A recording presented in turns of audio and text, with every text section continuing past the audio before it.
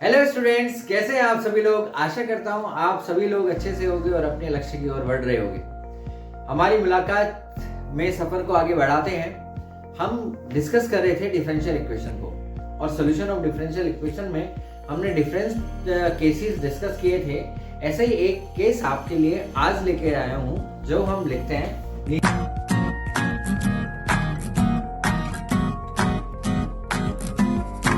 Differential equation,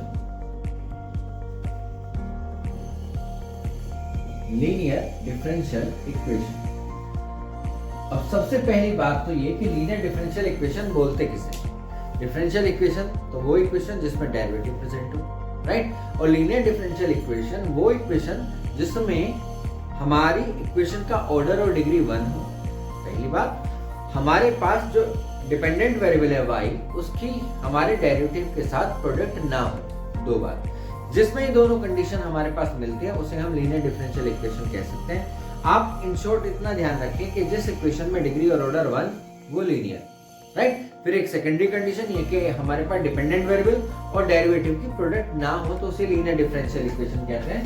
for example dy upon dx plus kpy is equal to, यानी कि ये अगर हम इसकी बात करें तो ये हमारे पास एक लीनियर डिफरेंशियल इक्वेशन है, क्योंकि इसमें ऑर्डर और degree 1 plus p y is equal to Q.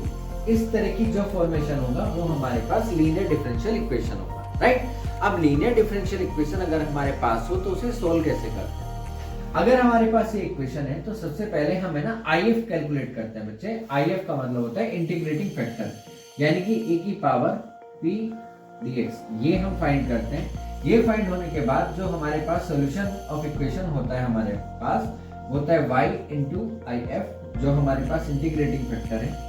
फिर हम q लिखते हैं, फिर IF इंटीग्रेटिंग फैक्टर, इनका जो प्रोडक्ट होता है बच्चे, फिर उसका हम इंटीग्रेशन, राइट। इस तरह से जो हमारे पास आता है उसे हम solution of linear differential equation बोलते हैं।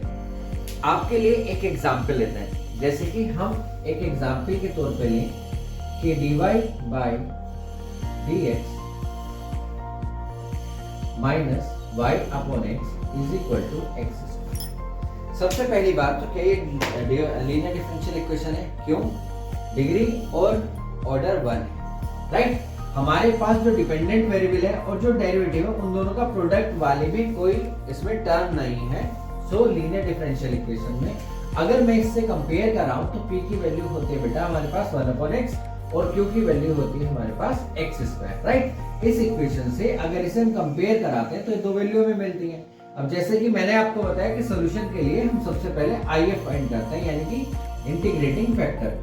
तो वो होता है हमारे पास p ऑफ dx, यानी कि हमने कहा minus 1 upon x of dx, यानी कि e की power minus of log x, यानी कि e की power log of 1 upon x, और we can say that 1 upon x। यानी कि इस इक्वेशन के लिए जो इंटीग्रेटिंग फैक्टर हुआ वो हुआ हमारे पास 1 अपॉन x। तो सॉल्यूशन हमारे पास होगा y into integrating factor is equal to integration of q into integrating factor, और जो कुछ भी आता है उसका आप इंटीग्रेशन करेंगे। इससे ये कैंसिल होता है, हमारे पास हुआ x dx और ये y अपॉन x, राइट। यानी कि y upon x is equal to x square upon 2, और जब आप सब काम कर लें तो कांस्टेंट ऑफ इंटीग्रेशन ऐड करना मत भूलें।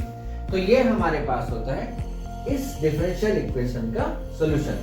जैसे कि मैं आपको पहले भी कह चुका हूं कि अगर हमारे पास कोई डिफरेंशियल इक्वेशन है तो सॉल्यूशन का मतलब है कि वहां से डेरिवेटिव एलिमिनेट हो जाना। हमारे इक्वेशन में डेरिवेटिव था, यहां तक हमारे डेरिवेटिव एलिमिनेट हुआ, तो इसे हम बोलते हैं solution of this differential equation, right बच्चे।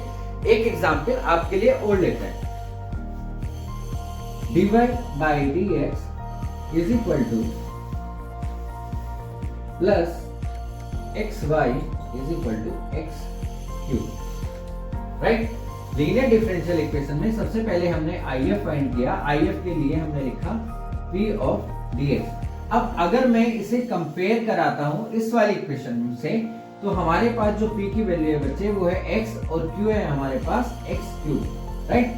सो a की पावर x ऑफ dx। जब आप करते हैं इंटीग्रेशन तो आप क्या लिखते हैं, ए की power x square upon 2, right.